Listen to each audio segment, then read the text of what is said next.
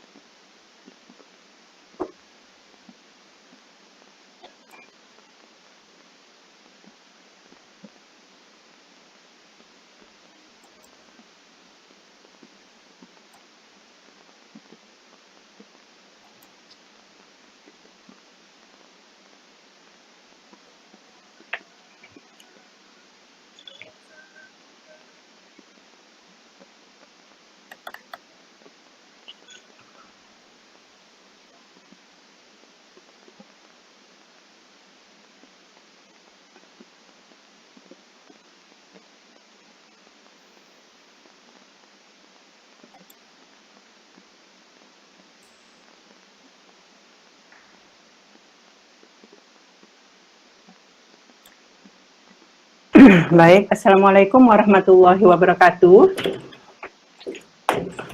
Waalaikumsalam warahmatullahi wabarakatuh.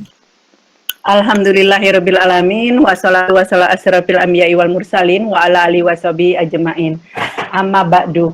Mas dan Mbak yang saya hormati, alhamdulillah kita pada kesempatan ini bertemu kembali di ruangan virtual ini dalam rangka meneruskan perkuliahan pada mata kuliah Sosiologi Keluarga.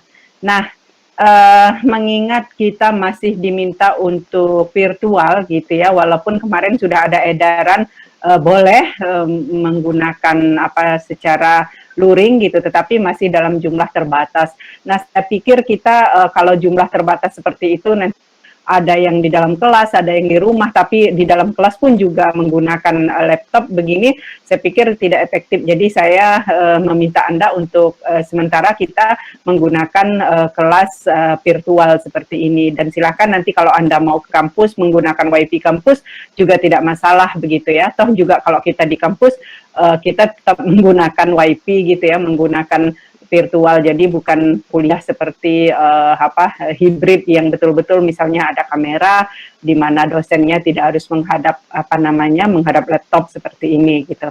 Jadi kuliah hibrid kita itu seperti itu, tetap menggunakan laptop dan di depan mahasiswa itu ada gitu ya, tetapi di luringnya juga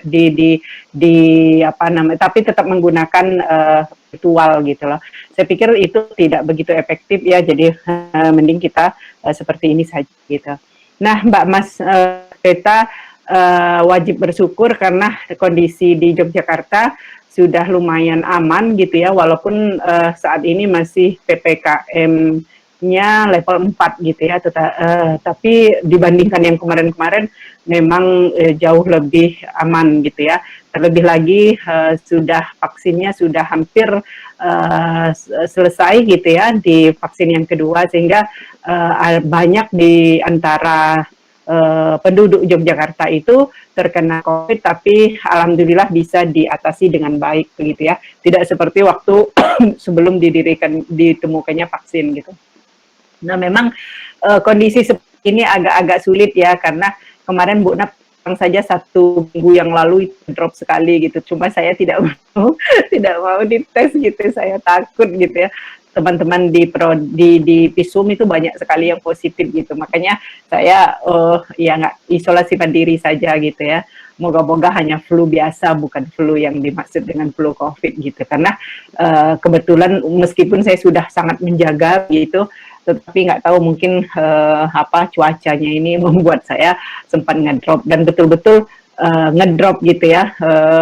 Kebetulan minggu yang lalu itu banyak liburnya, jadi saya gunakan untuk betul-betul istirahat gitu ya. Dan meskipun sekarang masih agak puyeng-puyeng gitu, tapi moga-moga dengan ketemu kalian ya di kelas A ini saya jadi sembuh gitu ya, harapannya gitu ya.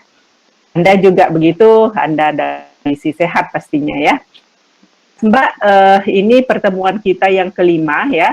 Jadi nanti ada 2 kali pertemuan lagi. Nah, setelah pertemuan yang ke-8 nanti Anda silahkan mempresentasikan isu-isu yang Anda buat. Di sini ada 40 isu, nanti saya sama Alin akan mengkelompok-kelompokkan siapa-siapa nanti yang akan presentasi di minggu pertama, kedua, ketiga, keempat, sampai nanti ke-5 ya.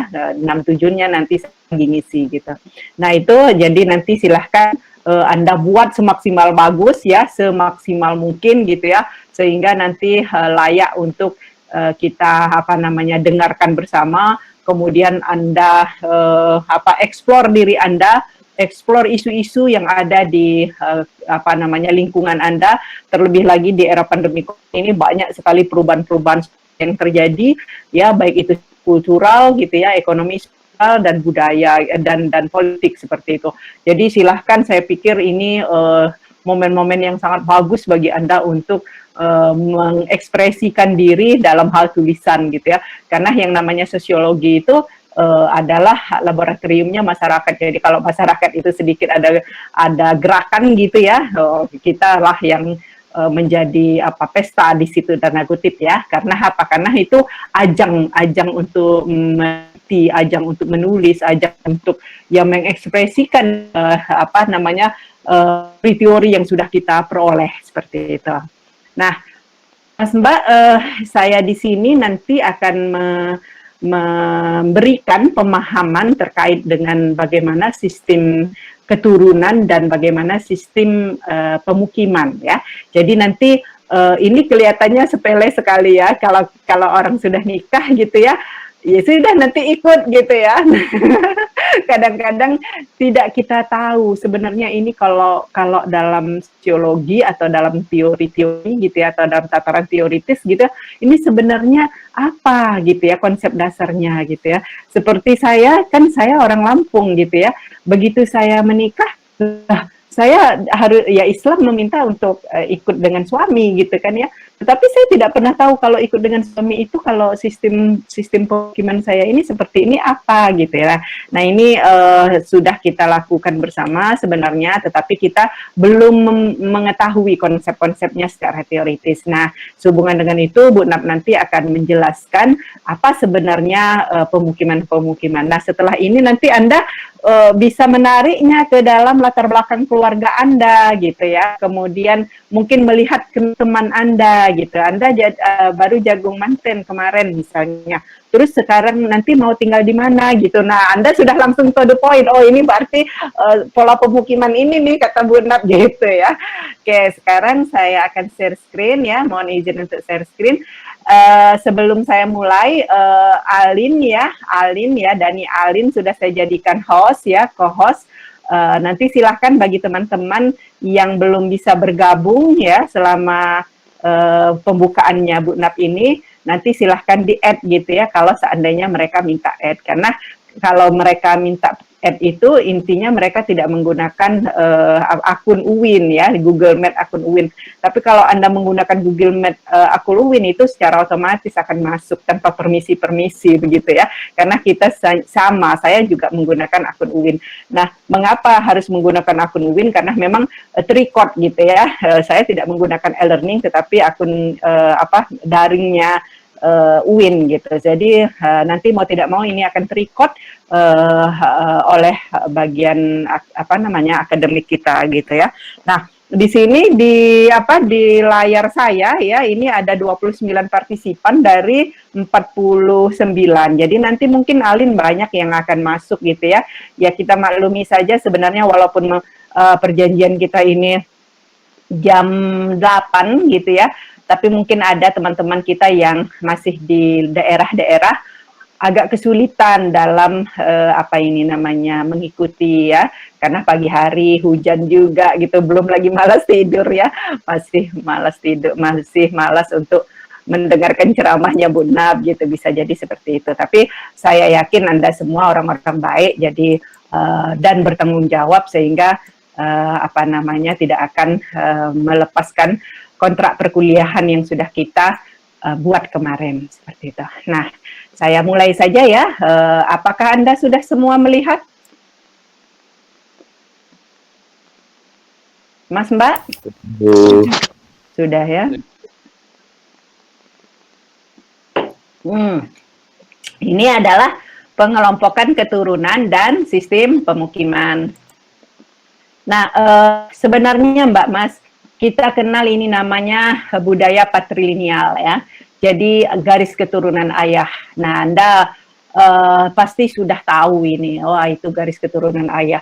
Jadi apa sih sebenarnya garis keturunan itu? Ya kita mengikuti garis keturunan ayah. Jadi dalam Islam itu lebih kuat ke keturunan ayah. Misalnya nanti ayahnya ada kakek, kakak ya, ada adik, kemudian ada siapa-siapa. Nah kita ngikutin, tapi yang bagian laki-laki gitu. Itu adalah namanya keturunan ayah. Makanya sistem patriarki kita itu kuat karena kita memang menganut ke garis keturunan ayah ya. Jadi laki-laki lah dalam keluarga itu yang akan kita ikuti gitu. Apakah tidak ada keturunan ibu? Ada, tapi tidak banyak, nanti kita ceritakan itu ya. Nah, jadi dalam keluarga kita ini kita menganut garis keturunan ayah. Nah, jadi keluarga ayah menjadi yang penting dalam hal ini ya. Yang harus kita hormati pertama sekali itu justru keluarga ayah gitu ya. Keluarga ibu tidak, Bu? Ya nanti dulu. Nanti kita bahas itu ya. Jadi pentingnya keluarga ayah. Jadi ayah, kemudian paman, Pak Le-nya, Pak D-nya itu menjadi penting sekali, bahkan pengganti orang tua ya. Nah, jadi segala keputusan yang menyangkut keluarga diberikan kepada ayah ya, pada keluarga ayah, termasuk juga menikahkan anak. Nah ini, jadi kalau seandainya, mohon maaf ya, kata pamannya jangan gitu ya, jangan menikah dengan si A, itu hukumnya sudah wajib untuk kita ikuti karena paman itu menjadi orang penting dalam hidup kita ya, bagi suku-suku yang menganut patrilineal. Bahkan kalau orang tuanya tidak ada, ayahnya mohon maaf misalnya ya meninggal gitu ya, sudah almarhum gitu, ini yang wajib menikah atau yang wajib menikahkan itu adalah pamannya gitu. Yang wajib menjawab keseluruhannya itu pamannya. Pamannya siapa? Pamannya ayah gitu ya. Jadi Le-nya boleh, Pak D-nya juga boleh gitu ya. Jadi itu adalah orang-orang kita, orang-orang yang tertua, pengganti bapak kita. Nah, ini adalah orang yang suku-suku yang menganut patrilineal. Siapa yang boleh menikahkannya? Lihat dulu, kakek masih ada nggak? Nah, kalau nggak ada kakek, akhirnya ke paman Pak Le misalnya. Pamannya siapa? Pamannya adik, kakaknya paman dari adik atau kakaknya bapak gitu. Nah itu udah boleh gitu ya. Jadi termasuk yang menikahkan anak perempuannya itu adalah pamannya, itu sudah bagus gitu ya, sudah boleh. Jadi jangan main-main dengan paman itu ya. Kalau sistem patrilineal ini adalah orang penting dalam hidup dia gitu ya. Nah jadi sakingnya itu ya, kadang-kadang menyekolahkan ya, yang bertanggung jawab penuh lah terhadap baik itu sekolah ya, baik itu sehari-harian, baik itu apa, itu adalah ya dari keluarga ayah gitu ya. Nah seringkali kita jumpai kan dalam keluarga itu, dalam masyarakat itu ada yang ditinggal oleh orang tuanya sejak kecil. Nah siapa yang bertanggung jawab pertama kali? Ya paman. Nah itu jadi karena ini adalah sistem patrilineal. Nah, suku-suku di Indonesia dominan mengambil keturunan ayah. Nah, jadi pada anak seringkali mengambil garis keturunan ayah, marga misalnya atau namanya. Jadi pada anak perempuan itu seringkali dia memberikan nama ayahnya di belakang atau nama marga ayahnya gitu. Misalnya Harsetion gitu ya, marga tapi dari ayah loh, itu dari ibu. Dan Mas Risi Ngerimbun misalnya ya, nah almarhum Nikon ada itu yang orang apa ini dosen UGM itu ya. Nah itu ada itu apa namanya garis keturunan ayah. Ada juga misalnya seperti Dani Alin gitu ya. Alin ini orang tuanya siapa? Orang tuanya Ahmad misalnya ya. Dani Alin Ahmad gitu-gitu. Nah ini Mbak Mas seperti itu untuk menunjukkan bahwa dia adalah garis ayah gitu ya. Ayahnya itu nama ayahnya itu ditempel-tempel di belakang nama anak perempuannya. Nah, begitu juga nanti kalau kita sudah menikah ya, yang anak perempuannya itu sudah menikah. Yang disebut itu binti kalau laki-lakinya ya, binti. Kalau perempuannya bin. Kalau laki-lakinya bin, tapi kalau perempuannya binti gitu. Nah, ini yang membedakan kita dengan Arab. Kalau Arab itu kalau kita sudah nikah, itu nama orang tua sudah tidak dipakainya lagi ya, pasti dia akan mengatakan misalnya ya siapa ini misalnya Nanda Aprilia Eka Putri misalnya, nama suaminya ini bagus gitu ya. Jadi nanti dia akan mengatakan Nanda Aprilia Eka Putri bagus gitu kalau sistemnya orang Arab. Tapi kalau kita orang Islam yang ada di Indonesia ini biasanya masih ayah gitu ya. Pasti nanti misalnya Nanda Aprilia Eka Putri binti siapa gitu ya. Nah itu untuk menikahkan biasanya. Oh mungkin nanti langsung disebutnya nama orang tuanya. Tapi kalau dia sudah bersuami, kalau di Arab itu nggak lagi orang tuanya, tetapi sudah suaminya gitu. Paham ya maksudnya? Jadi untuk memperkuat sistem patrilineal mereka. Nah ini kita lihat marga itu ya, Nasution, Siombing, Singarimbun, kemudian ya misalnya Rustadi, ada yang menyebutnya Adelia Rustadina. Rustadi ini adalah nama ayahnya. Nah, kalau Arab beda, Mas. Kalau Arab itu dia kalau setelah menikah pasti dia akan suaminya, misalnya ya kita lihat ya, misalnya Fatimah Muhammad misalnya. Jangan Muhammad. Fatimah Rozak misalnya. Nah, ini Rozak ini bukan orang tuanya, ini udah anunya, udah namanya udah suami. Ini suami yang bukan orang tua. Nah, kalau Muslim di Indonesia ini pasti nama ayah sama orang tuanya. Nah itu ya, jadi itu yang membedakannya. Jadi intinya saking kuatnya apa namanya budaya patrilinealnya, biasanya di belakang itu untuk mengekspresikan kekuatannya itu selalu ada ditempelnya nama di belakang. Nah, berbeda dengan patrilineal, Mas Mbak, ya ada yang disebut dengan sistem keturunan matrilineal. Nah, matrilineal ini sebaliknya, Mbak Mas, ya, menganut garis keturunan ibu, ya. Garis keturunan ibu mempunyai ibu itu menjadi lebih dominan. Kalau tadi ayah yang lebih dominan, ya. Seluruh keputusan keluarga peran ibu yang lebih dominan. Jadi yang tadi itu peran ayah yang menentukan segala sesuatunya ya. Nah sekarang ini kalau sistem matrilineal maka ya ibu yang menjadi lebih dominan. Nah ini di Indonesia ada yang seperti ini. Ada namanya suku Padang ya. Padang itu menganut garis keturunan ibu. Mungkin Anda ada di sini orang-orang Padang ya. Nah, jadi mereka itu orang suku-suku yang menganut patrilineal, saya contohkan di sini adalah suku Padang, itu lebih dominan ibu ya. Jadi harta waris juga selalu diberikan kepada, kalau kita kan kalau yang matrilineal kan ke ayah gitu ya, tapi ini ke ibu. Jadi mereka mempunyai kuasa, perempuan-perempuan di sana ya, mempunyai kuasa. Makanya yang biasanya kalau di suku-suku yang menganut patrilineal itu rumah orang tua itu adalah menjadi milik anak laki-laki yang pertama. Nah, tapi kalau di Padang itu rumah ya harta waris itu lebih diberikan pada garis keturunan ibu ya, pasti diberikan kepada anak-anak perempuan.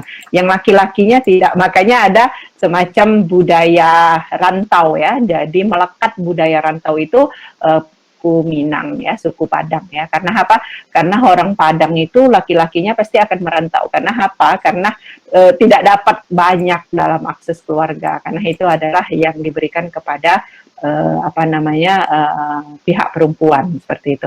Ada itu ya budaya merantau orang Padang gitu. Anda mungkin pernah baca ya buku itu. Nah, Mas Mbak, ada yang bertanya di dalam sistem sistem keturunan.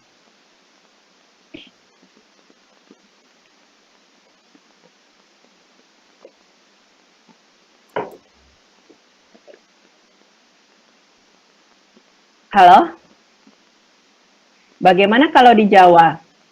Nah, kalau di Jawa itu jelas menganut sistem patrilineal, garis keturunan ayah yang lebih dominan. Sama, suku saya juga lebih banyak ke patrilineal. Jadi suku-suku yang ada di Indonesia itu, matrilineal itu ya suku Padang itu yang menganut garis keturunan ibu. Ya. Jadi mereka rumah gadang, ada sistem rumah gadang. Jadi rumah itu ya rumah untuk untuk keluarga ya, terutama adalah keluarga yang keturunan perempuan. Jadi nanti ke Padang, lihat rumah Padang itu nanti extended family sifatnya. Jadi rumah gadang itu ya rumah besar ya. Jadi di situ ada 2-3 penghuni keluarganya, tapi itu garis keturunan yang perempuan-perempuan ya. Meskipun sekalipun dia sudah menikah, dia masih menggunakan itu biasanya. Tapi karena tadi ya yang namanya keluarga itu kan selalu mengalami perubahan, bisa jadi tidak menganut lagi sistem ya, tidak lagi tinggal di rumah gadang, tapi sudah rumah-rumah yang biasa gitu, rumah-rumah karena kemampuan ekonomi mereka yang hebat misalnya gitu. Tapi itu masih ada sistem rumah gadang itu. Karena rumah gadang itu rumah tua, orang tua mereka yang harus mereka lestarikan gitu. Dan itu pasti akan jatuhnya ke tangan perempuan. Nah, kalau di Jawa ini lain lagi, Mbak. Meskipun dia menganut garis keturunan patrilineal gitu ya, tapi kalau saya melihat kebanyakan itu patrilineal itu memang menganut garis keturunan ayah gitu ya. Tetapi dalam penjatuhan warisan gitu ya atau pengurusan orang tua itu diberikan kepada anak perempuan yang bungsu. Ya, nggak tahu salah apa enggak ya. Pengamatan saya selama ini seperti itu. Jadi yang bertanggung jawab penuh terhadap orang tuanya dalam hal pengasuhan gitu ya, itu diberikan kepada anak yang bungsu, anak perempuan yang bungsu. Bahkan nanti warisan yang banyak itu adalah anak yang bungsu tadi ya, yang merawat orang tuanya. Nah, tapi kalau di Lampung ya, suku Lampung, suku saya, itu pengasuhan orang tua, pengasuhan lansia itu dilimpahkan kepada anak laki-laki yang nomor satu. Nah, jadi yang mengurus orang tua kita, yang bertanggung jawab terhadap kehidupan orang tua kita, nanti kalau manakala dia sudah lansia, itu adalah anak laki-laki yang nomor satu. Jadi menantu ya, dan dia berhak untuk tinggal dengan menantunya. Nah, di situ. Jadi menantu nomor satu tapi yang laki-laki, anaknya yang laki-laki. Nah, itu nanti seluruh harta waris dan segala macam itu lebih besar kepada yang anak laki-laki. Nah, ini yang berbeda karena saya mengamati ya, kadang kan suami saya orang Jawa, saya orang Lampung. Oh, begitu sistemnya. Tapi mungkin Anda bisa mengamati seperti apa praktiknya budaya Jawa gitu ya. Yang saya lihat itu pengasuhan orang tua itu tidak dialihkan kepada menantu, tetapi tetap dipegang atau apa namanya ditanggung jawabi oleh anak perempuan, anak kandung perempuan, dan itu terutama yang paling bungsu gitu. Kalau kami sangat saru untuk diurus oleh anak perempuan sendiri, harus diberikan kepada anak laki-lakinya dan nanti yang terus adalah anak menantu. Jadi posisi menantu orang Lampung itu posisi menantu itu anak kandung ya.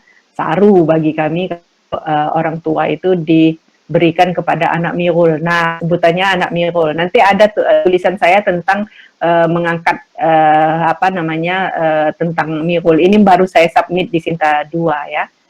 Nanti kalau sudah publish saya berikan untuk perbandingan kalian Jawa dan Lampung. Nanti kalau kalian bisa terinspirasi dengan hal-hal seperti itu malah bagus, Mbak. Ya, budaya misalnya budaya milenial, tetapi ternyata pengasuhan orang tua itu diberikan kepada anak perempuan gitu. Kalau kami di Lampung itu budayanya sistemnya adalah patrilineal sehingga nanti apa namanya dalam hal pengurusan lansia atau pengurusan orang tua kita nanti diberikan kepada anak laki-laki yang nomor satu dan akhirnya ya menantu itu yang terlibat banyak dalam kepengurusan orang tua.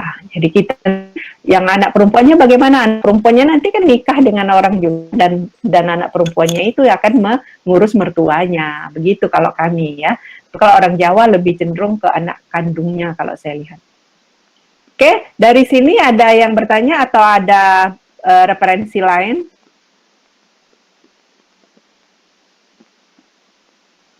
Yang harus kita diskusi.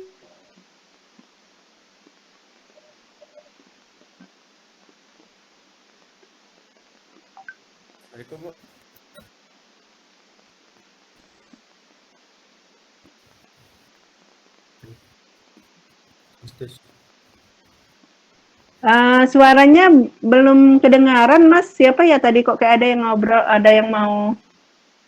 Halo, Assalamualaikum. Ya, suaranya tolong.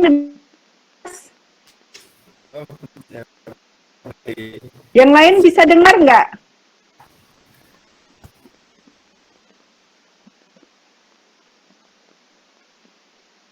Iya loh. Pak Rudin mau apa Pak Rudin? Enggak, Bu. Ingat mau ini suaranya Mas Rahmat kurang jelas. Oh, oke. Mas Rahmat mau tanya? Atau ada isu lain misalnya?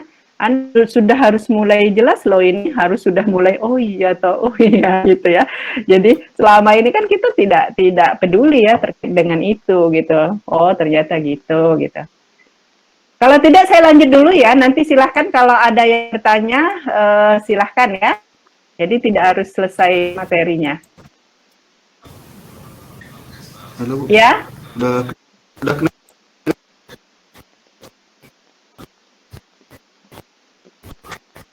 Halo, tes.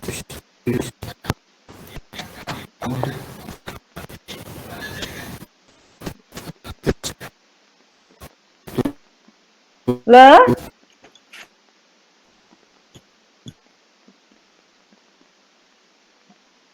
Mas Rahmat mau tanya, wah malah live meeting. Oke, nanti kalau ada dia akan masuk lagi dan dia akan bertanya lagi. Kita lanjut dulu ya Mas dan Mbak. Halo? Halo? Iya, Bu. Oke. Nanti kalau suara saya nggak kedengaran, Anda bisa chat saya ya, melalui WA boleh, melalui itu boleh. Sayang kalau nggak kedengaran. Oke, kita lanjut ke sistem pemukiman, Mbak Mas ya. Nah, kita kenal sistem sistem keturunan tadi adalah patrilineal dan matrilineal. Nah, sekarang sistem pemukiman itu ada namanya patrilokalitas ya.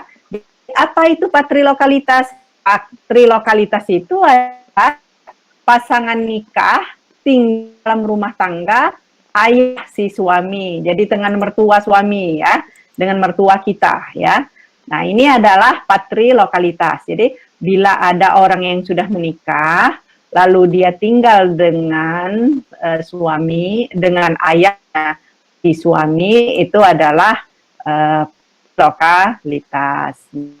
Kemudian ada juga konsep yang disebut dengan matrilokalitas. Nah, jadi sebaliknya, pasangan nikah tinggal dalam rumah tangga ibu si istri. Nah, ini biasanya ya, sekali lagi, kalau ini misalnya saya perempuan ya, saya menikah dengan laki-laki. Nah, laki-laki nanti berhak untuk membawa saya tinggal dengan orang tuanya. Ini justru yang menjadi keharusan bagi orang Lampung.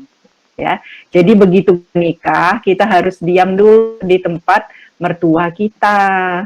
Yang kalau anu ya, kalau yang perempuan ya. Jadi kalau misalnya si siapa ini ya, saya contohkan ya, Zibran ini nikah dengan Alfi Diana. Nah, Alfi di sini sama-sama Lampung ya. Nah, Alfi Diana ini harus keluarganya si Zibran, tinggal dengan keluarga, dengan ibu bapaknya Zibran ya. Nah, ini orang Lampung harus seperti ini Mbak Mas, nggak boleh kita ucuk-ucuk keluar gitu. Dan biasanya kalau orang yang sudah cocok sekali ya, meskipun dia sudah apa namanya, sudah mampu secara ekonomi, ya, tapi orang itu udah cocok sekali di sana, ya ini nanti hidup tinggal di sana karena nanti itu adalah rumah dia. Warisan itu diberikan ke dia. Itu untuk rumah itu anak perempuan nggak boleh dapat bagian, Mbak Mas. Ya, rumah itu khusus untuk anak laki-laki. Nah, jadi di situ. Jadi begitu nikah, dia harus tinggal di tempat suami. Inilah disebut dengan patrilokalitas. Nah, kalau matrilokalitas ini kebalikannya, pasangan nikah tinggal di tangga ibu si istri. Nah, ini biasanya orang Jawa. Ya, yang laki-laki itu dibawa ke tempat istrinya dan laki-laki itu tinggal di rumah istrinya. Nah, kalau ini tadi istrinya yang tinggal dengan di rumah suaminya. Kalau ini suami yang tinggal dengan istrinya di rumah orang tua istri. Paham ya?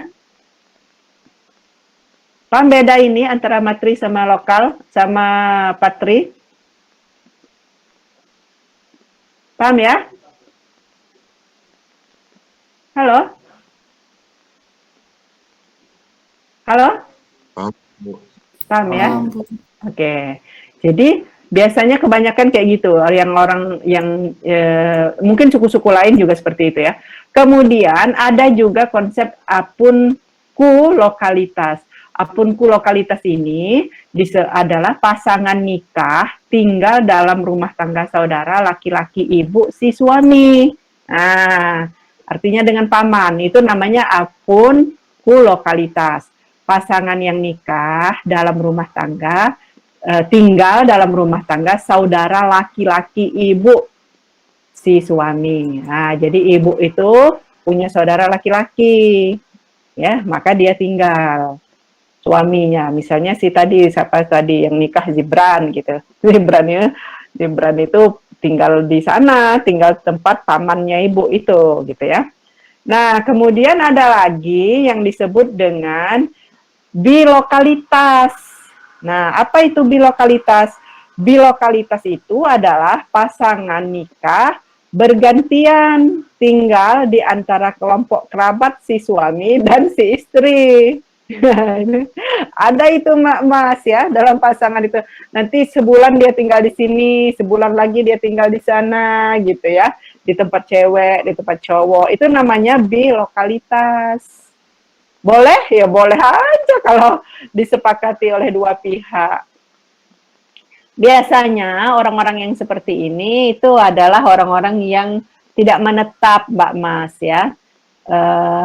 Apa namanya? Karena urusan kerja gitu ya. Mau bangun rumah ya eman-eman tuh di sana cuma berapa tahun gitu loh. Maka dia akan numpang gitu. Nah, kemudian ada juga ambilokalitas. Apa itu ambilokalitas? Pasangan nikah dapat memilih untuk tinggal dengan kelompok kerabat si suami atau si istri. Nah, silahkan kalau seandainya sudah selesai nih acara akad nikahnya, mau tinggal di mana? Boleh milih. Mau tinggal di tempat kerabat suaminya boleh, mau ditinggal di tempat istrinya boleh. Inilah yang disebut dengan ambilokalitas. Boleh saja. Biasanya keluarga-keluarga yang seperti ini itu adalah mengikuti suami atau mengikuti istri kerja. Misalnya suaminya bukan PNS ya. Biasanya kalau bukan PNS itu kan tidak terikat.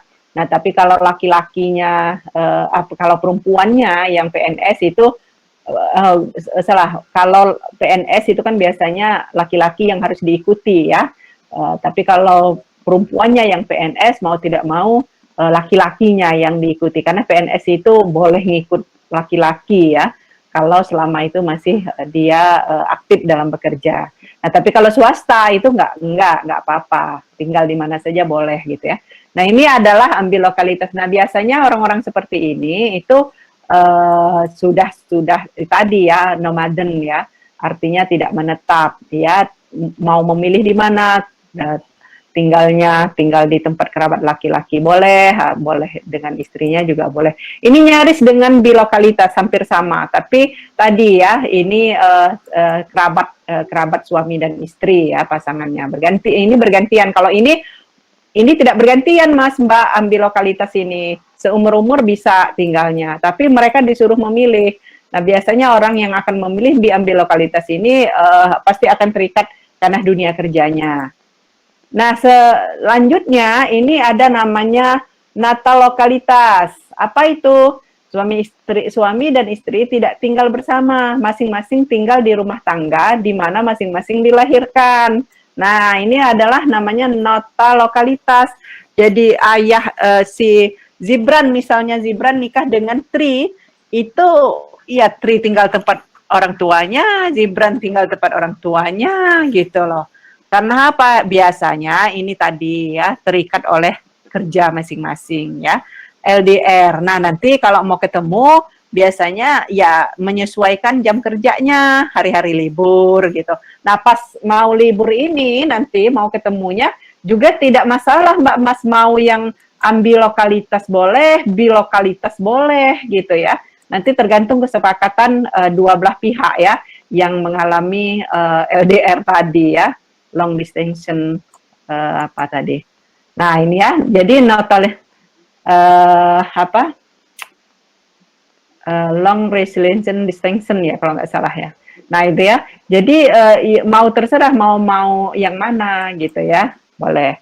Jadi sekali lagi ini biasanya urusan-urusan kerja atau memang urusan masing-masing, Mas. Misalnya keperluan misalnya si Tri harus ngurus orang tuanya, jadi dia kerja di kampungnya misalnya ya, kemudian si Zibran juga harus nggak bisa pindah karena dia sama-sama PNS misalnya. Maka ya sudah sama-sama tinggal di sana. Ada itu di teman saya di mana namanya di PEBI, Fakultas Ekonomi Syariah UIN itu, dia tinggal di sini di Klaten ya, tapi suami istrinya ada di Padang.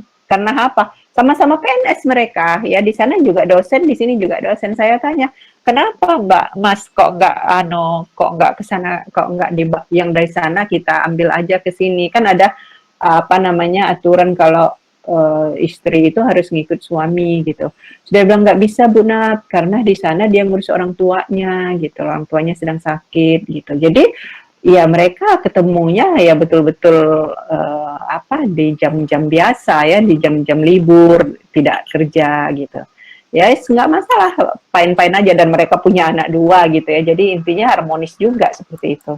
Ya kan? Apalagi dengan transportasi yang begitu lancarnya gitu ya. Saya nggak tahu kalau yang di sekarang ini, di era pandemi COVID ini. Kalau sekarang kan sudah boleh ya, mana-mana gampang gitu. Kalau dulu kan 2 tahun belakangan itu enggak. Nah gitu ya Mbak Mas ya, jadi tinggal ini ada beberapa alasan nata lokalitas itu. Tadi bisa jadi sama-sama kerja ya, bisa jadi yang satu pihak itu masih mengurus orang tua, yang pihak lain juga bisa seperti itu gitu ya. Nah, kemudian yang terakhir ini adalah neolokalitas. Apa itu neolokalitas? Pasangan nikah menentukan sendiri suatu tempat tinggal yang bebas. Jadi misalnya siapa ini Ahmad Suni Mubarok itu ya, nikah sama Anissa. Nah, yuk kita tinggal di Bali aja yuk gitu loh. Jadi bebas dia, mau tinggal di Bali boleh, mau tinggal di Jogja boleh gitu, tapi tidak tinggal di di tempat salah satu Suni ya, tempat kampungnya Suni atau tempat kampungnya Anissa, itu tidak. Pokoknya bebas, harus keluar dari kampung masing-masing. Nah, itu adalah neolokalitas. Oke, gitu Mbak. Ada yang bertanya Mbak Mas? Halo Bu. Yang tadi saya.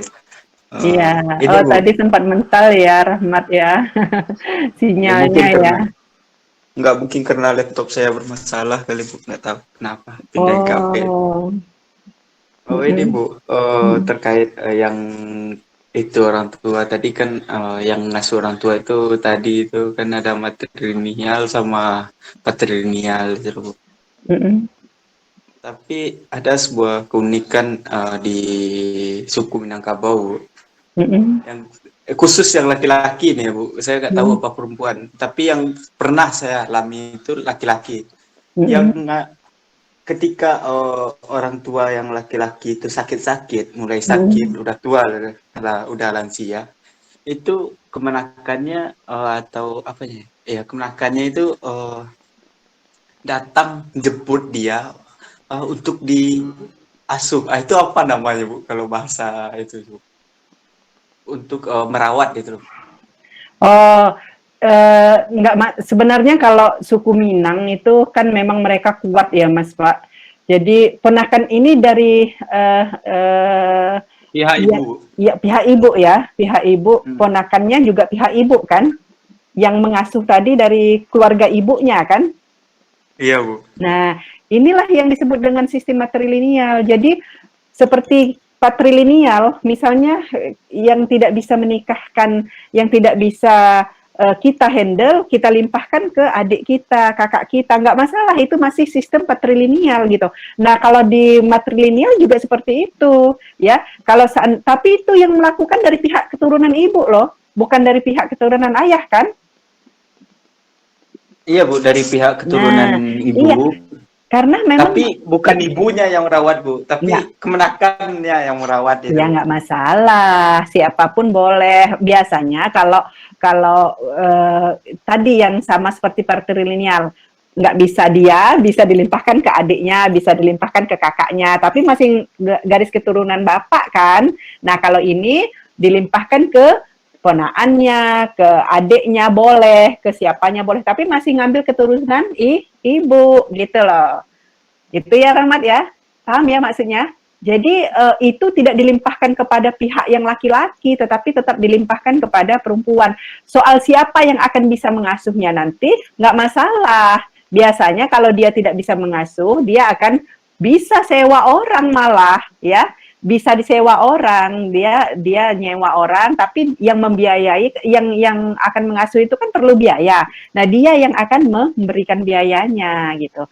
Jadi itu soal teknis, tapi maksud saya yang ditanyakan mengapa kok bukan yang bersangkutan kan gitu ya, nggak masalah. Tapi tanggung jawabnya itu adalah dari sistem keturunan ibu. Jadi shred ibu semua gitu loh. Nanti siapa yang akan menghandle-nya? Boleh babysitter, boleh bukan babysitter, apa itu namanya? Boleh ponakannya, boleh anaknya sendiri, bahkan anaknya ada bisa kalau dia tidak repot gitu.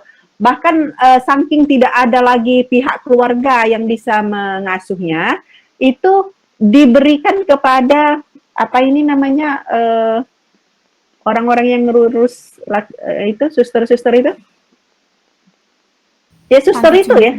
Nah, kalau panti jompo nanti kesannya sudah terlalu jauh Mbak. Ya, kalau panti jompo itu di kita nanti kita cerita ya itu ya. Kalau di panti jompo itu kita itu tidak apa ini namanya, tidak begitu familiar kalau di panti jompo itu. Kalau mengirimkan orang tua ke panti jompo itu sama halnya kita mengubur mereka hidup-hidup. Nah, inilah bedanya nanti dengan keluarga barat ya. Kalau barat itu ya kalau sudah tua ya harus di panti jompo gitu. Kalau kita tidak begitu familiar di panti jompo. Saru sekali kalau kita menitipkan orang tua kita di panti jompo. Tapi kalau dia memanggil suster ke rumahnya itu pramusiwi ya. Nah, kok pramusiwi sih? Kalau pramusiwi kan anak-anak ya. Pokoknya suster-suster yang jaga lansia itu loh. Nah, itu boleh dia dibawanya ke rumah. Jadi bukan hanya keluarganya Mas Rahmat yang boleh dilimpahkan dari keturunan ibu, dari garis keturunan ibu, tetapi bisa juga dia nyewa orang. Tapi kan nyewa orang itu butuh dana. Nah, dana itulah yang dia keluarkan dari pihak garis keturunan ibu. Jadi bukan pihak garis keturunan ayah gitu loh. Itu ya Mas Rahmat. Nah, jadi bukan teknisnya yang dipertimbangkan. Kalau siapa yang akan mengurus, ya silahkan. Tapi yang akan menanggung jawabi itu adalah garis keturunan ibu. Ya, itu paham nggak Mas Rahmat maksud saya? Oh iya, makasih Bu. Soal nanti siapapun yang mengurus, boleh anaknya, boleh ibunya, boleh yang bersangkutan sendiri, boleh juga ya mohon maaf ya nyewa lah, saking nggak ada lagi orang yang mau ngurusnya, nyewa gitu. Iya tuh nggak masalah gitu loh. Tapi kan sekalipun kita nyewa kan butuh dana gitu. Jadi intinya yang menanggung jawab lansia itu adalah pihak keturunan ibu gitu. Nah, beda dengan laki-laki patrilineal. Kalau di suku saya, patrilineal itu ya betul-betul anak laki-laki. Ya, mulai dari siapa yang mengurus, biasanya diurus oleh anak mantu gitu ya. Tapi kalau anak mantunya nggak bisa, ya dia pasti akan mengambil tenaga ya. Suster tadi misalnya untuk merawatnya di rumah gitu. Tapi kan mahal sekali kan kalau menyewa suster-suster seperti itu. Nah, sewanya itu bukan dilimpahkan kepada anak perempuan, limpahkan pada anak laki-lakinya, pada pamannya, gitu-gitu ya. Jadi betul-betul kuat garis keturunannya. Nah, saya melihat kalau di Jawa itu anak perempuan yang cewek, yang paling kecil, yang ngurus anak-anak orang tuanya itu. Tapi nggak tahu ya benar apa tidak ya, nanti dilihat aja gitu. Tapi yang saya lihat kalau di pihak suami saya itu justru anak perempuan gitu. Anak perempuannya yang paling ragil itu ngurus orang tuanya gitu. Ya. Jadi ya tidak heran juga kalau harta warisnya banyak dilimpahkan ke anak yang mengurus orang tuanya itu. Nah, kalau di Lampung tidak semua saru kalau diberikan kepada anak yang perempuan, pasti diberikan pada anak yang laki-laki gitu. Pada paman laki-laki, pada pamannya, pada pokoknya semua yang dari pihak ayah itu yang bertanggung jawab. Nah, soal tinggal tadi, tempat tinggal juga menentukan. Mau kalau sistem patrilineal pasti dia mengambil sistem materi lokal, utamanya seperti itu. Tapi karena seiring zaman, maka bisa jadi dia okum vokal, bilokalitas, neolokalitas, gitu. Bisa jadi seperti itu kan. Jadi sistem pemukiman itu tidak mutlak harus mengikuti sistem keturunan. Tetapi kalau secara adat, itu pasti akan mengikuti sistem keturunan, ya. Tetapi kalau melihat secara global, sistem adat patrilineal itu tidak signifikan lah ya, tidak pengaruh akan menganut sistem pemukiman yang mana gitu ya. Tapi secara adat pasti akan itu ya, meskipun dia hanya 1 hari, hanya 2 hari, hanya 1 tahun gitu. Bahkan sampai sekarang pun ya, hati-hati deh ya. Bahkan sampai sekarang pun itu ada keluarga-keluarga yang memutuskan untuk tetap tinggal di sistem keturunannya. Misalnya dia tinggal dengan mertua, tinggal mertua laki-laki, tinggal mertua suami gitu. Tapi sekali lagi itu tidak mutlak karena kemampuan ekonomi orang semakin bertambah, kemudian ke akses teknologi dan transportasi juga semakin maju gitu ya. Jadi kadang-kadang orang tidak mau lagi tinggal dengan orang tuanya karena ingin membentuk keluarga sendiri. Maka kita kenal misalnya ada keluarga baru gitu ya yang belum pengalaman membentuk rumah tangga, tapi dia sudah berani ambil kredit rumah gitu ya, kemudian rumahnya kecil-kecil aja biar nggak terlalu sibuk gitu, dan dia keluar dari orang tuanya gitu, dan bahkan keluar dari kotanya, ada yang seperti itu. Ya, jadi tidak tinggal di kota suami, tidak tinggal di kota istri, tetapi dia mengambil di tempat baru gitu. Itu namanya neolokalitas gitu. Nah, ini semua ya upaya untuk tinggal di pemukiman itu tidak harus mengikuti sistem keturunan, tetapi sangat bergantung pada kondisi keluarga masing-masing. Nah, karena biasanya orang itu tidak menganut sistem keturunan itu disebabkan karena majunya teknologi, tingginya pendidikan, tingginya SIS seseorang ya, sistem ekonomi sosial. Jadi di mana teknologi semakin mudah ya, transportasi semakin lancar, kemudian informasi-informasi terkait dengan pekerjaan, hunian itu menjadikan orang lebih suka gitu ya, tidak tinggal dengan sistem keturunan dia, tidak lagi tinggal dengan orang tuanya, mertuanya dan segala macamnya, seperti itu. Baik Mas Mbak, itu yang bisa saya sampaikan. Apakah bisa dimengerti?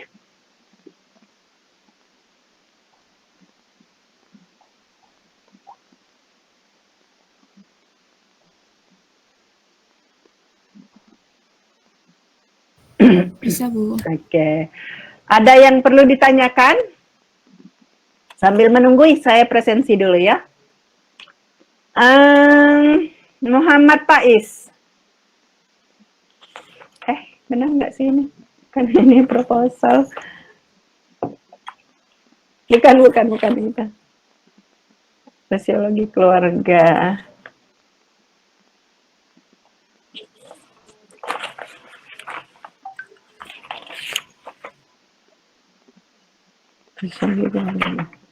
Oh, ternyata kita itu hanya 6 orang yang tidak, berarti itu 6 ya, 6 orang ya, betul. 6 orang yang tidak masuk, bukan 40 pesertanya.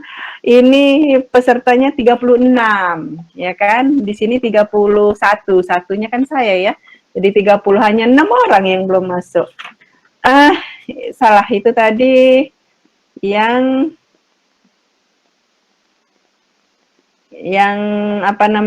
Maret tanggal 9 ya ini. Itu tadi yang saya Muhammad Faiz itu yang proposal ya. Proposal.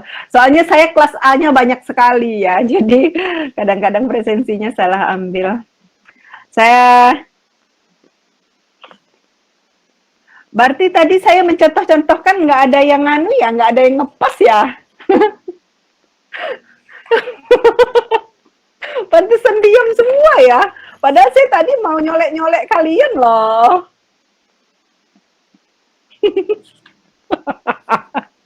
Ya Allah, saya tadi bilangnya Tri Azibran gitu ya. Padahal rencana saya mau nyolek-nyolek kalian biar lebih dekat. Ya sudahlah, nggak apa-apa. Besok saya colek-colek lagi. Ya oke ya, saya presensi dulu. Susiana. Susi?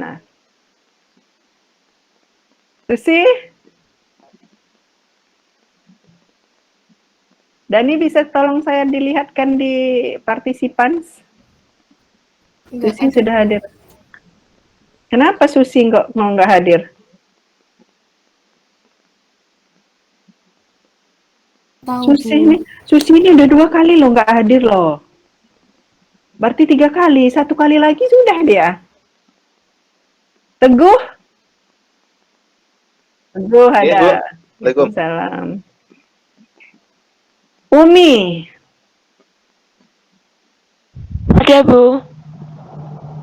Umi ada. Tri Pujianti. Nggak ada. Oh ada. Maulana. Ada. Wah, Maulana langsung buka kamera. Soalnya saya manggil Tri langsung gitu ya, Maulana ya. Aulia. Hadir, Bu. Wah, tadi saya nyolek-nyolek, pantesan diem semua ya, bukan orangnya toh. Zidan ada, Alin? Belum ya? Belum, Bu. Aisyah. Hadir, Bu.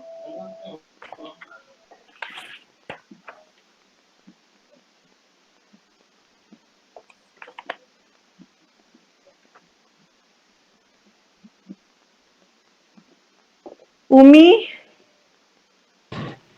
Hadirah Ibu. Hadir Bu. Ayu. Hadir, Bu. Nafi. Hadir, Bu. Nah, ada. Hadir, Ibu. Tira. Ya, oke. Tira. Hadir, Bu. Rofib.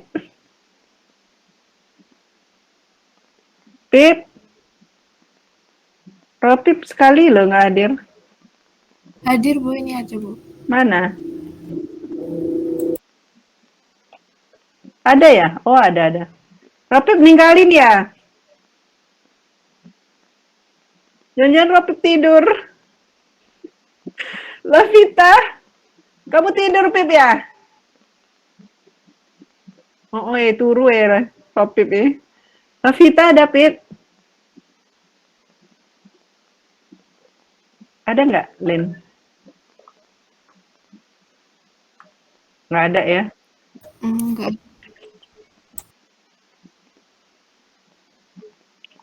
Ika? Hadir. Oke. Rahmi?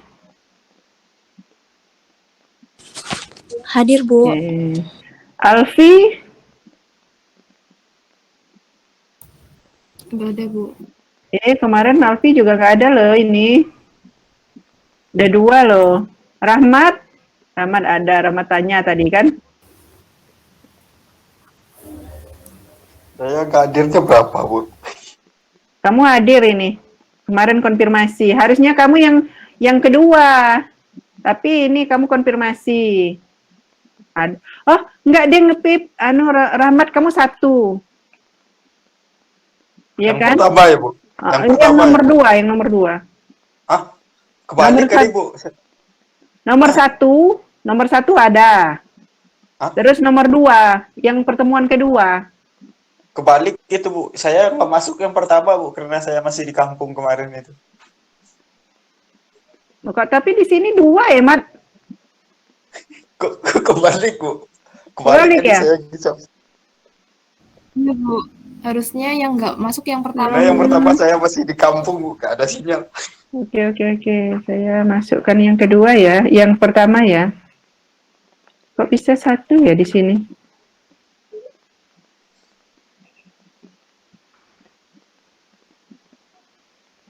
Ya, oke. Muhammad Ridho. Hadir, Bu. Muhammad ya rajin ini. Arsita 1.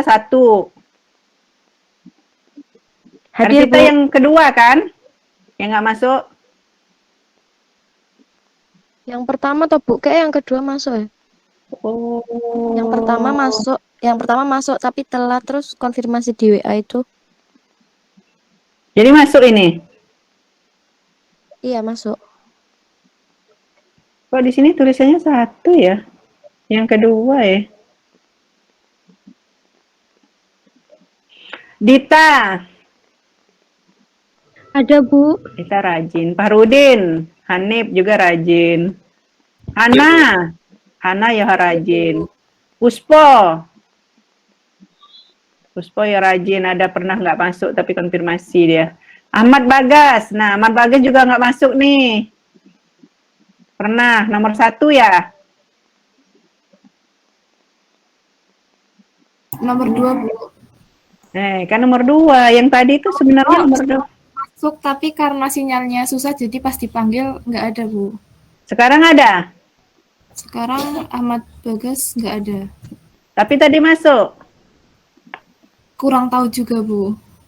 Kayaknya nggak.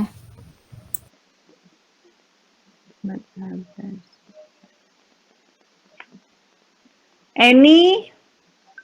Hadir, Bu. Eni rajin Eni. Evi? Rajin juga Evi. Hadir, Ibu. Ratna rajin. Hadir, Bu. Iqbal juga rajin. Bal ada Bal? Hadir, Bu. Yuh. Ahmad Nur kemarin 3 Maret. Gak hadir. Sekarang hadir nggak Nur? Hadir, Bu. Sekarang, Bu. Nah, rajin-rajin dong.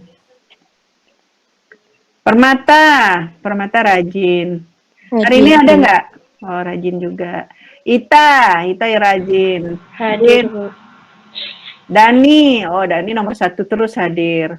Asna Hadir, Bu. ya rajin. Aulia rajin. Iqbal. Muhammad Naufal Danihul Haq, bukan Iqbal Din. Muhammad Naufal Diyahul Haq. Nah, ini banyak konfirmasinya. Sekarang hadir. Konfirmasinya 2 kali ini. Nah, begitulah ya Mas dan Mbak. Jadi, mengapa pola pemukiman dan sistem kekeluargaan itu menjadi penting? Karena ini sebenarnya katakanlah identitas. Nah, jadi identitas kita itu biasanya akan terlihat sekali di dalam sistem keturunan ya. Misalnya orang-orang keraton ya, dia menganut patrilineal ya kan, tapi dia keturunan itu keturunan orang keraton, maka nanti menjadi identitas dia itu ini orang keraton loh gitu loh ya, sampai ke anak cicitnya itu nanti dia akan memilih pola pemukimannya yang mungkin tidak sama dengan sistem dia, tetapi dia menganut garis keturunan patrilineal dan juga menganut sistem keraton gitu loh.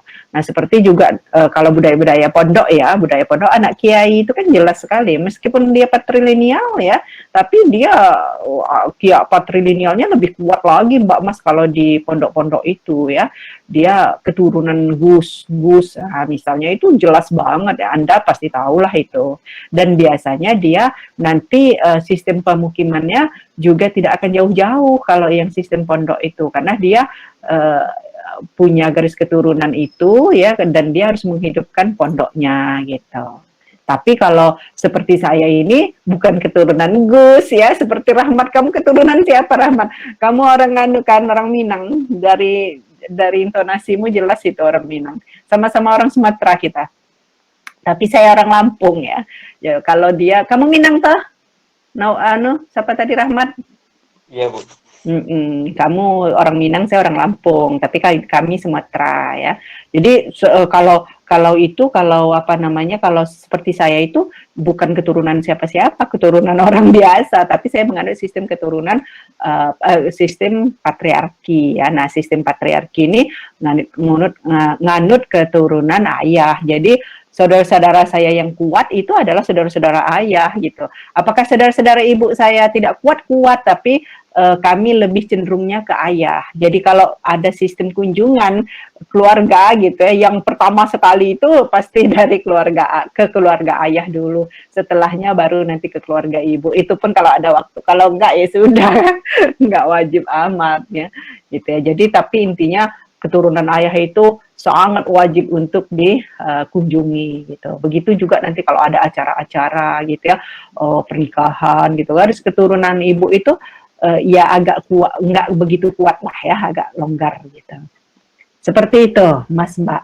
Nah, kalau di pondok-pondok itu kental sekali nuansa-nuansa garis keturunan itu, karena dia akan narik keturunannya. Nanti ini anak Isopo, ini Mbah Isopo, jadi terah-terahnya. Nah, kalau orang Jawa itu kan masih ada terah-terah. Silsilahnya itu masih ditulis dengan rapi gitu loh. Jadi jangan main-main memang. Nah, mengapa saya masukkan ini karena identitas kita. Siapa dari siapa itu identitas kita, ya. Jadi karena saking banyaknya yang menganut patriarki, saking ada juga yang menganut matrilineal ya, patrilineal banyak. Tapi keturunan itu menjadi hal yang penting karena itu menyangkut identitas kita. Seperti itu. Seperti keluarganya, mohon maaf ya, almarhum Gus Dur ya. Kan itu jelas sekali dari atasnya siapa, nanti ke anaknya Yeni ya, ke bawah-bawah lagi itu jelas lagi siapa, ke cucu-cucu cicit itu jelas banget gitu. Nah, jadi itu tadi, apakah garis keturunan itu harus mengikuti pola pemukiman, Bu? Tidak harus, Mbak Mas ya. Tapi memang ada yang di negara kita Indonesia ini ada yang masih kental, seperti orang-orang keraton itu ya pasti akan tinggal di keraton karena memang dia raja ya. Kalau dia tinggal di daerah-daerah dengan masyarakat nanti kastanya hilang gitu ya. Nah, tapi kalau seperti kita ini ya, katakanlah bukan siapa-siapa, itu biasanya sangat bergantung pada pekerjaan. Kalau pekerjaan kita di kota A gitu ya, biasanya dia akan ngikut ke kota A. Tapi kalau misalnya sama-sama belum bekerja dan sama-sama belum menentukan tapi ingin keluar dari zona aman ya, dalam pengertian nih kalau ikut dengan orang tua kan aman Mbak Mas ya. Anak-anak sekarang jarang loh yang mau zona aman seperti itu ya. Pasti dia akan merantau gitu ya. Seperti si Rahmat itu kan di tempat dia ada Minang, di sana itu kan ada UNAN, Universitas Andalas gitu kan, bisa saja dia ke Andalas, tapi dia nggak mau, dia ingin keluar dari zona aman, dia mau cari pengalaman gitu ya di Yogyakarta, masuk dia di UIN Sunan Kalijaga gitu ya. Begitu juga dengan dengan kalian semua gitu. Nah, saya juga dulu seperti itu, di Lampung ada universitas gitu, tapi tanggunglah gitu ya, coba dulu nyebrang lautan gitu seperti apa gitu. Nah, jadi memang keluarga juga begitu, kadang-kadang kalau belum ada eksistensi diri, kalau masih tinggal dengan mertua, dengan orang tua itu belum ada. Nampak sekali kita orang-orang lemah gitu. Terkecuali kalau memang ada alasan-alasan biasanya mengurus orang tuanya gitu. Ya, pasti dia akan tinggal bersama dengan orang tuanya atau mertuanya gitu. Misalnya orang tuanya sudah sakit-sakitan atau sudah sepuh ya, sudah itu dan memang tidak pas lagi. Nah, beda kalau kita ini kalau di panti jompo, kalau kita titipkan di panti jompo itu akan lain nanti ceritanya, seakan-akan anaknya nggak mengabdi gitu loh. Makanya kita tidak begitu familiar dengan panti-panti jompo, padahal panti jompo itu sudah memberikan fasilitas yang lumayan gitu ya, sudah cukup. Tapi ada secara kultur kita tidak pas kalau memasukkan orang tua kita ke panti jompo, seakan-akan kita nggak mau direpoti, nggak mau mengabdi gitu. Jadi bedanya kita dengan orang barat, kalau panti jompo ya diasuh oleh orang di panti jompo. Nah, apabila orang barat itu mau mengurus lansianya sendiri, orang tuanya sendiri, itu dibayar oleh negara ya. Nah di Indonesia tidak, nggak enaknya di situ juga ya.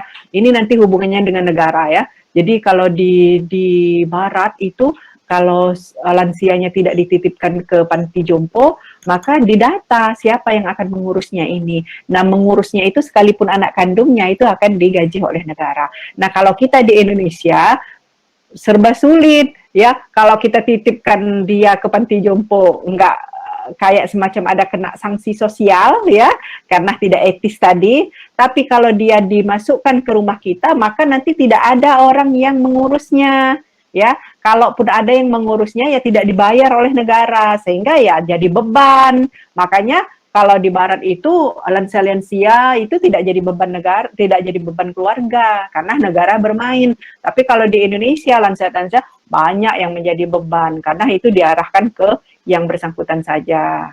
Seperti si Rahmat yang diceritakan oleh Rahmat tadi, bisa jadi dia tidak mau mengasuhnya karena dia sibuk dan bekerja gitu loh, tapi dialihkan kepada keluarganya. Nah kalau di Barat itu di keluarganya itu dibayar Mas, dan bayarnya ya kalau kita seperti UMR lah gitu ya, sehingga orang yang mengurus lansia itu ada kesejahteraan ya. Kalau di kita ini kalau sedang ngurus ya nggak dapat duit gitu loh. Nah itu yang kadang-kadang dilema ya antara negara maju dengan negara berkembang seperti di Indonesia seperti itu. Kalau di negara-negara maju itu sudah beres urusan-urusan lansia itu Mbak Mas ya. Kalau memang yang bersangkutan mau mengurus sendiri, ya siapa yang akan mengurusnya dan itu didata gitu ya.